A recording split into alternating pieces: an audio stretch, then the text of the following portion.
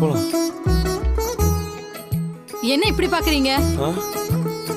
இல்ல இப்ப இந்த பொண்ணை பார்த்தா பூ விக்கிற பொண்ணு மாதிரியே தெரியலையே. ஒரு பூவே நடந்து வந்த மாதிரி இருக்கு. கல்யாண நேரத்துல மட்டும் இந்த பொண்ணுங்கெல்லாம் ஏன் இவ்வளவு அழகா இருக்காங்கன்னு இப்பதானே தெரியுது. தொட்டெல்லாம் மாத்திட்டாங்க பாருங்களேன். கருணக்கிழங்கு மாதிரி உள்ள போனாங்க, உருளைக்கிழங்கு மாதிரி வெளில வராங்க. அதனாலதான் கல்யாணத்தன்னைக்கு பொதுவா எல்லா பொண்ணுங்களும் அழகா தர்றாங்க போல. சரி நீங்க ஏறுங்க. நீங்க முன்ன உட்காந்துங்க.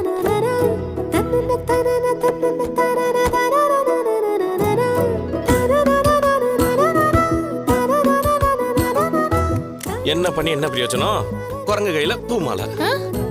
என்னது குரங்கு கையில பூமாலையா? அட அவங்களேங்க நான் சொல்லணும். ஏதோ பழமொழி சொல்லணும்னு தோணுச்சு சொன்னேன், விடுங்க.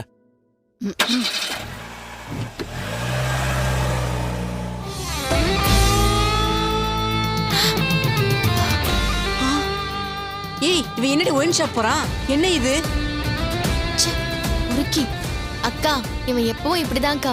எனக்கு இவனை பத்தி நல்லா தெரியும். இதுக்குதான் இவன் காரே வேண்டான்னு சொன்னேன். சீதா தான்.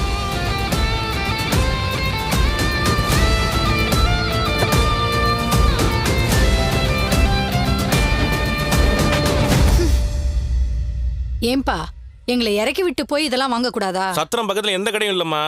5 கிலோமீட்டர் தள்ளி போனோம். அதுக்கு டீசல் யார் போடுறது? எனக்கும் டீசல் போடணும், வண்டிக்கும் டீசல் போடணும். அதான்.